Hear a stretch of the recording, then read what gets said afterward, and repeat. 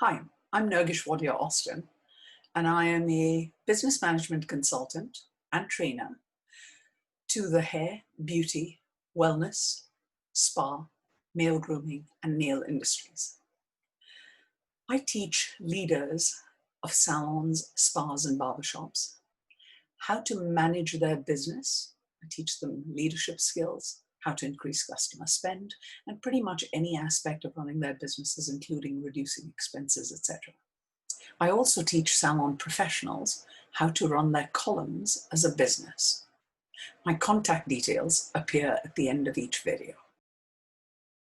Today, my conversation is with the co-founder of Sweet Squared, the wonderful Samantha Sweet. Welcome, Samantha Sweet. Hi there. Hey, Nergish, how are you? Very well, Samantha, and thank you so much for joining me. I'm sending you a virtual hug down the airwaves. Oh, wonderful. Me too. What can I say? Lovely, Samantha. So I want to get into this conversation because I know your company, supplies hair, beauty, and nails, and you're very well established in nails as far as I can understand. And one of the reasons why I'm actually talking to you, Samantha, is that I have heard from your customers over and over again when I've spoken to them, because, of my job, it takes me around the world. But in the UK, so very many people, when I say, what's the customer service like from your distributors, your manufacturers, your company's name, Sweet Squared, comes up in such a profound and positive way. It has blown me, seriously, it has blown my mind a lot of the times, because it's one thing, I've met you on several occasions, and you talk great customer service, but your customers reassure me that you also walk the talk. And that's hard to find around in business. So one of the reasons for actually asking you, or shall I say begging you to come on board, was basically the fact that I want to talk to a company that believes wholeheartedly in customer service. And I want you to talk about maybe 2-3 ways that your customer service really makes you stand out from your competitors. Over to you. Well, first of all, thank you. That's awesome to know, because it's the customer experience is very deep-seated within me personally. I spent a number of years living in the States when I was 18, and I worked at a very famous tennis resort, and I learned everything you could learn about customer service when I was there. When I came home, long before Sweet Squared, I was working with my mum in her nail salon, and I used to, it was just one of those things that was really important, to have somebody leave feeling like they just had an experience and not just a treatment. And so when Sweet Squared was born, which was 2006 actually, but when we really took off was 2007, our attitude, because we're a team, was, that our customers have a choice of where they buy from, where they purchase from. Everyone does, yeah, fantastic. If they choose to purchase from us, then they should be treated like royalty. They should have the best experience possible. And, I've read quite a few books on this, but I'm that extreme that I always say to our team is called the CX team, the customer experience team. And I say for example, somebody was on the phone, they're ordering their Kevin Murphy hair products, or they're ordering CND shellac. And let's just say they throw a googly at you at the end and say, by the way, where's my nearest Domino's pizza? I wouldn't want them to bat an eyelid. Yeah. I want them to Google it and go, it's on so-and-so, so-and-so, that's about 0.2 miles away from where you live. I mean, we haven't had that, but that's the kind of experience I want.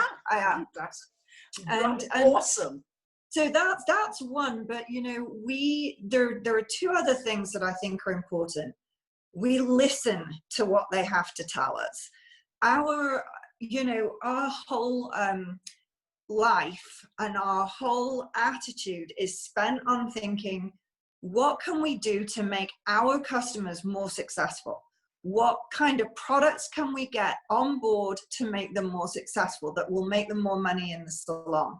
What kind, and we don't just want to hear that, oh, Sweet Squared, you're wonderful. That's fabulous. And, it warms my heart when anybody gives us a compliment. But what we really want to know is, what challenges do people have so that we can get even better and better? Got it. So that's really, we want their feedback. I often on Facebook, I'll reach out to people and I'll say, you've been very vocal in a negative way. Yeah. And I want to understand what we can do to turn that around, or what we did that made that happen, so we can make sure it doesn't happen again. Yeah. And I think a lot of companies, because this is a business, right? We're not in a school playground. This is a business. So I think a lot of attitudes are, well, she said something awful about my brand, so that's it. I'm going to block them and I'm not going to speak to them. I'm completely the opposite. It's like, all right, you've had a negative experience. What can we do to make it positive? And when people just want to be heard, they just want to be heard. And if they have a negative experience, it's our job to fix it. If we've done something wrong, to turn it around. And make sure it doesn't happen to others in the business. I mean, it's not a criticism. Absolutely agreed completely. So when you said we, you're talking about your husband, aren't you? Actually, I'm talking about all of us at Sweet Squared. Agreed. Sorry, earlier when you said we started our business, you are implying your husband.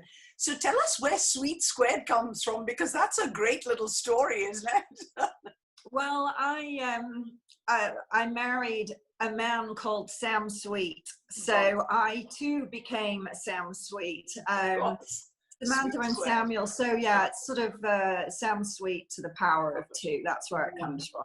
Wonderful. Yeah. So what are the hurdles or the joys of working with family? Could you give us a couple of your top tips to make sure that it's successful and healthy, please? Leave your ego at the door. That's the first one. My husband is a CEO, and I'm quite sure that about 20 years ago, I had this attitude of, I could do that. I could do, and this was long before Sweet Squared. It was, our company was headed up by another person, the previous company. And, my husband has this awful expression, but I'm going to tell you what it is. The expression is, the fish stinks from the head down. Right. And if you have somebody who's heading up your company whose culture is negative and where you don't really trust what's going on and everything's sort of hidden, that's the kind of company you'll have. And I'm smart reasonably, but I wouldn't want to be the CEO of our company. He has to deal with stuff that I'd hate to deal with. So you need to be able to figure out what your talents are, and be respectful of each other's talents. We always ask each other's advice, and and I'll have things to say. But at the end of the day, you've got to have somebody who's ultimately in charge. And if a decision needs to be made, can make that ultimate decision. So I think that, there's no rivalry. There's no me thinking, no, I could do that better than you. It's, I'm glad he does that, and I'm glad that I don't have to.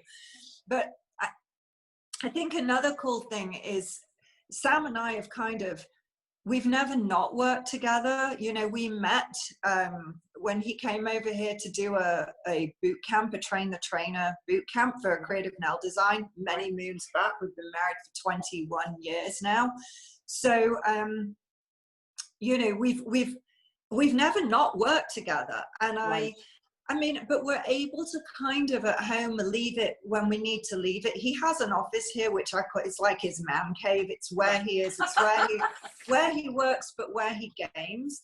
I'm actually sitting in our dining room right now. I was in the kitchen, but I've moved to the dining room. So I've sort of been using this space for myself. But we have our own space.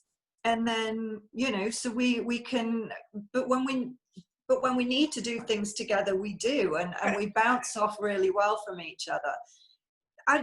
I was trying to think of negatives for this, and we have such an awesome team. Our business partner, Jim Nordstrom, is, you know, he's part of the leadership team, if you will, and we've never ever in the, how old are we? 14 years old, I think, coming up. We've never had an experience where we were all at loggerheads and didn't agree with each other. We always are on like the same page.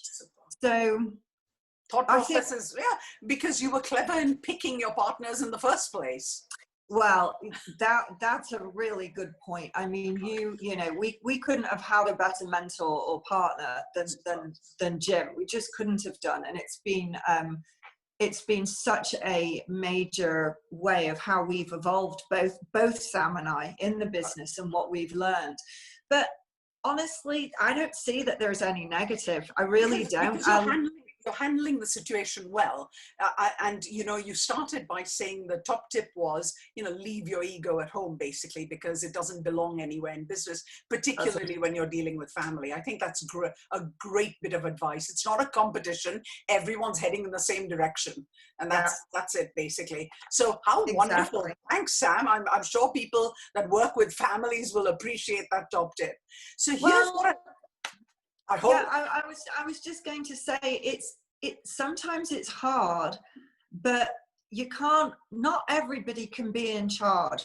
So you have to put your stake in the ground, and everybody needs to walk away, you know, agreeing that that's the right way forward. For example, if you had a meeting and you were behind closed doors, and I don't know, you chose a way forward.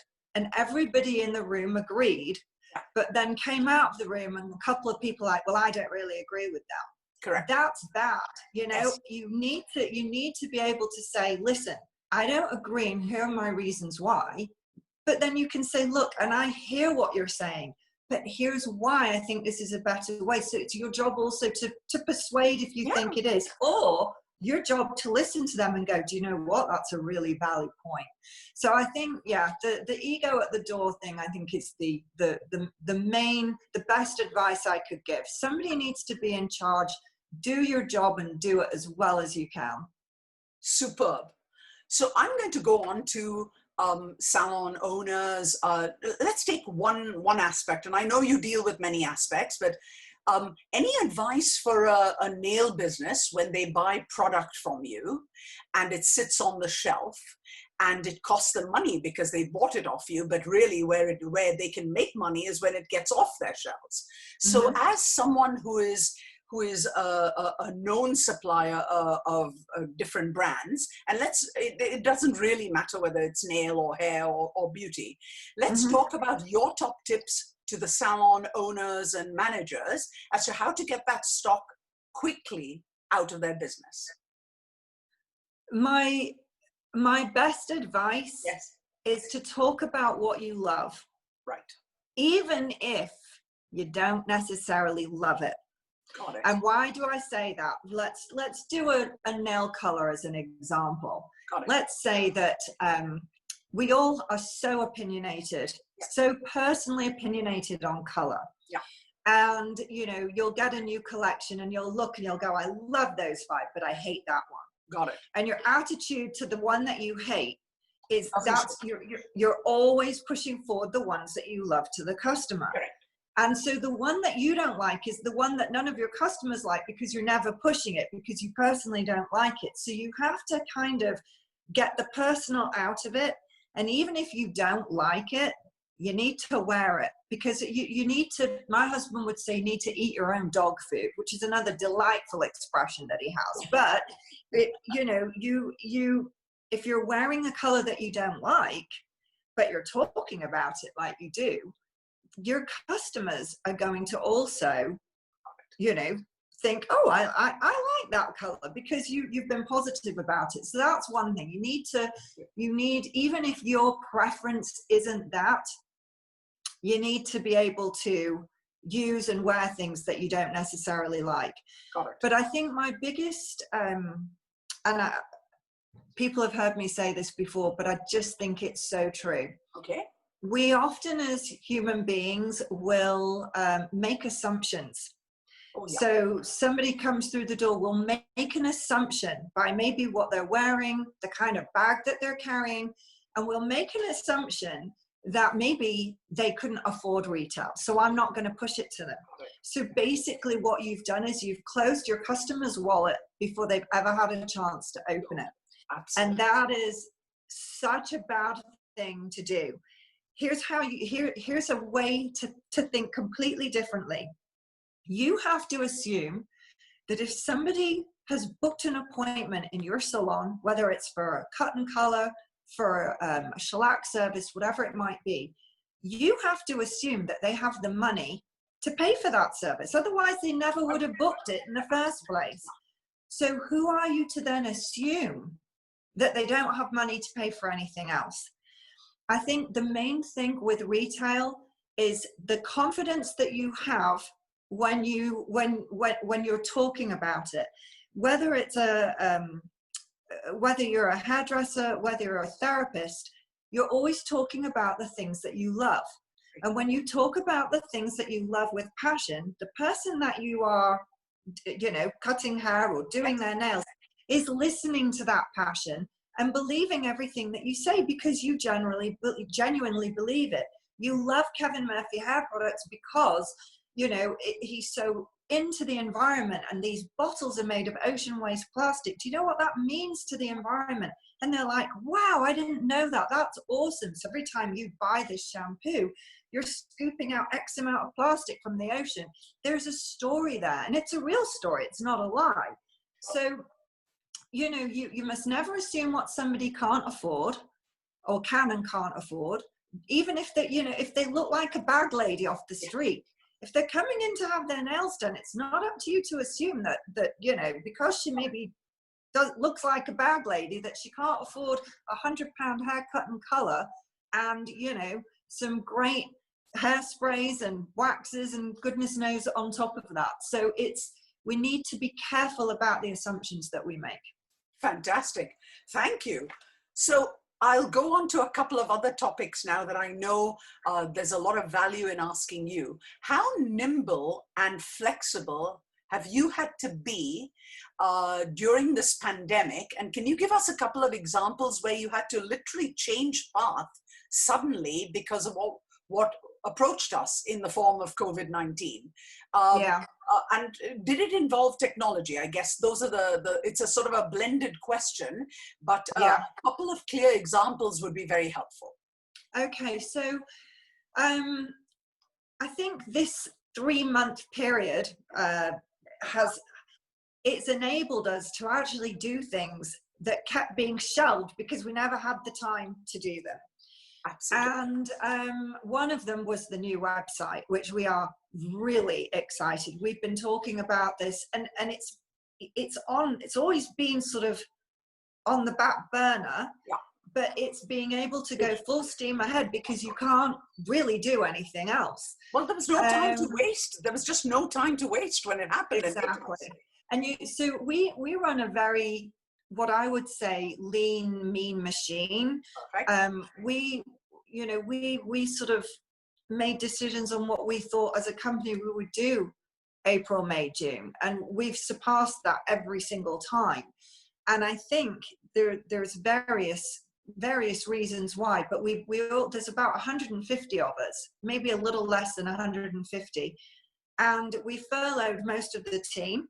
Also, because we love and respect and take care of our team, we didn't just furlough them on the 80%.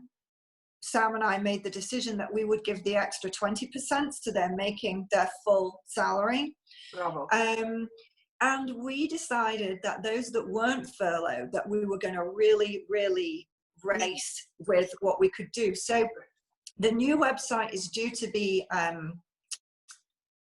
unfurled, Yeah, okay. you know, at the end of August. Yeah. But the other thing that we did, because we realized there was a need, so we all, I guess we all kind of went into lockdown right before we were supposed to do the XL Beauty Show, which obviously never happened. Sure. So during that weekend where we would have had deals, you know, show deals, etc., we made the decision that we were not going to talk about deals and products because everybody was nervous, everybody was scared, nobody really knew what this meant, they couldn't work, they couldn't, you know, they were having to stay in their homes. So we thought, this isn't about selling product, this is about inspiring through education and live demos and all that kind of thing. So our marketing team put together this absolutely brilliant 3 days. Sam and I kind of kicked it off with, you know, we did like a welcome, the two of us, and then the final day and the final bit in the evening was us thanking everybody, and I think we've made some cocktails and we cheersed everybody. But our customers absolutely loved it, and they loved it because they were learning. And so we realized that something my husband's been asking us to do for 3 years is to get online learning up and running. And we did it because now we had the time, but also we realized we had to. This is the perfect time for nail professionals and hair professionals who can sit and listen and watch and engage, etc. And that has led to us moving, well, taking every class that we normally do in a classroom situation and putting it online. And our marketing, do you know what? They're so bloody fabulous. They really are. But I'm like, oh, look, it's dead easy. We just need to do this, this, this, and this. We delivered the PowerPoint presentations. We're like, now you guys make it look good. But they didn't just make it look good. They went above and beyond. We had virtual certificates. We had Q&As. We had, if you click onto this, this will take you to the product that she was using on the demo. So I mean, they just did a marvelous job. So we decided that we needed to make sure that went across the board. And our hair team, our Kevin Murphy hair team, just did their first live last week. And I kind of jumped onto that just to see how it was. But I have to tell you, Nergish, we have booked over 4,000 people on live education. So, you know, it's amazing. It's something, I mean, we just never realized that it would be as popular, but they love it. And we, you know, we go above and beyond on how we do it. It's certainly not, it's not, hi, this is Sweet Squared, here's our product, blah, blah, blah. It's, you know, it's really interactive, inspirational, and yeah. Super. Yeah.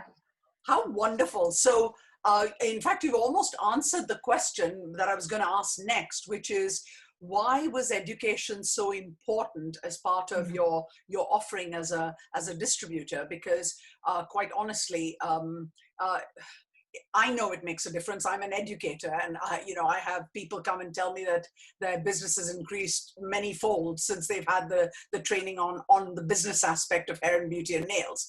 But what I want to know is, why has a distributor decided that education forms such a big part of what they do?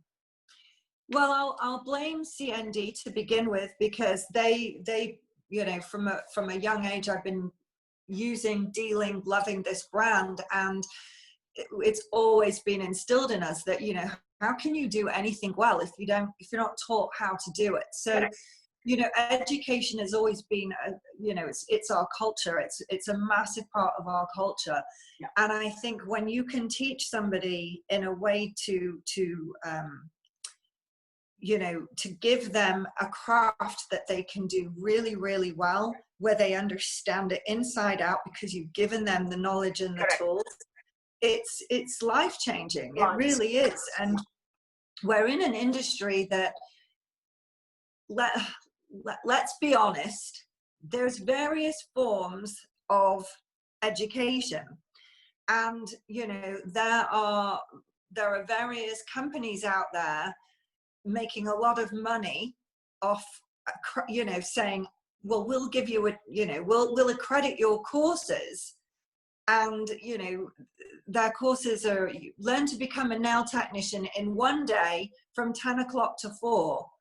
It's absolutely it's not possible, right? I mean, let's make this clear. That is not possible.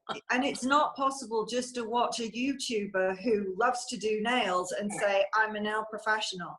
There's so much more to it than that. There is, and with hair as well. I mean, I'm not a hair professional, but wow, I get hopefully soon get my hair cut. That's waiting. I know, tomorrow night. I'm so excited. Wonderful. I'm going to dress up and everything. It's going to be like a real occasion. So, and look, I've even got my mask. Look at this. My God, that is amazing. I mean, you were telling me earlier that you've had those made because your teams will love them. Well, we actually discovered this through a friend of mine who lives in Austria, and they have the Silver Door product inside that stops the virus from going through. They're washable, but the Swarovskis are real and they're handmade, and they're just if we're going to have to get on planes and wear these things, we at least have to look hot doing it, right? Absolutely. Gotta look a bit sexy. So. Wonderful. Anyway, I'm sorry, I digress. Where were we? What were we saying? So we were talking about the importance of education, and you have covered it. But it's amazing that you saw it right at the start. But I've been dealing now. CND was creative nail design, wasn't it, years ago? Yeah, it still is, but they've shortened it to CND. But would it have been around so many years ago? Because I've been dealing with them for years. When I was 1979. My God, that's why I know the product. Because when I managed the Harrods salon, and I was only 24 years old then. You will have met my mum, Nergish, probably, because I remember when Fran was in Harrods, and she used to deal with Fran. Fran Hater. Yeah, of course, Frances Hater, you mean? Yeah, sorry, she's Fran. No, I was there much before that. Yeah. Much before that. And I have to say that's incredible, because I've been dealing with creative nail design. At the time when I ran it, we had 15 nail stations then. Wow. And I'm old. Yeah. No, they're celebrating their 41 this year. So yeah, it's amazing that. Yeah, it's a fabulous brand and a game changer. Game changer for us all. Sorry? I said it was that they've done so many game changers, but shellac in 2010 was a game changer for us all. So sure. I think for the industry, really, quite honestly. Oh, it was. I mean, it's